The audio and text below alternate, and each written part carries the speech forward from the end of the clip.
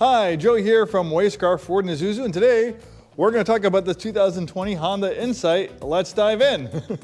Let me provide you some insight about the Honda Insight. This is a beautiful example, Touring Edition, very nicely equipped. It's almost like a mini Honda Accord Touring. Unfortunately, the Insight was discontinued in 2022. That was the last model year for the Insight, and eventually it was replaced by a Honda Civic Hybrid, which essentially this generation of the Honda Insight is. It's based off the Honda Civic platform. So Honda probably figured, well, instead of marketing a vehicle that's called the Insight that's not quite as well known as a Civic, why don't we just make a hybrid version of the Civic and call it a Civic Hybrid? So that's what they did. But if you can find these Insights, they are fantastic, fuel-efficient vehicles. You can average right around 45 miles per gallon in the highway, right around 50 miles per gallon in the city. Hybrids, unlike gas vehicles, tend to be more fuel efficient and around the town city driving than on the highway, which is fantastic because most of us, that's the type of driving that we do. Most of us don't drive all day long on the highway.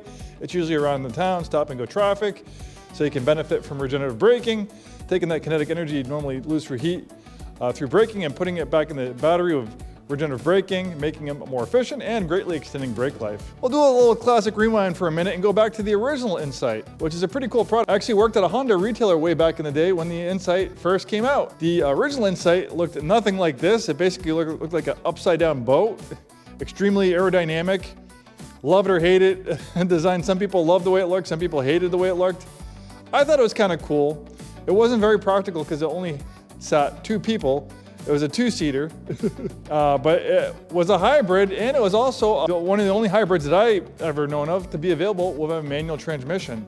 And it was extremely fuel efficient. It was very small, but it got up to 60 miles per gallon on the highway.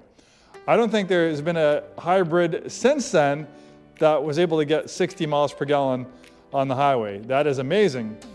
It didn't sell very well, and eventually it was discontinued, but then it kind of had a resurgence on the used market when we had a fuel crisis and fuel prices started going crazy for a little while. Really fuel efficient vehicles that were previously undesirable, like Geo Metros and stuff like that, were all of a sudden becoming popular when gas was like $3 or $4 a gallon. So for a little while, that Insight had a resurgence, and now it's kind of like a cult classic.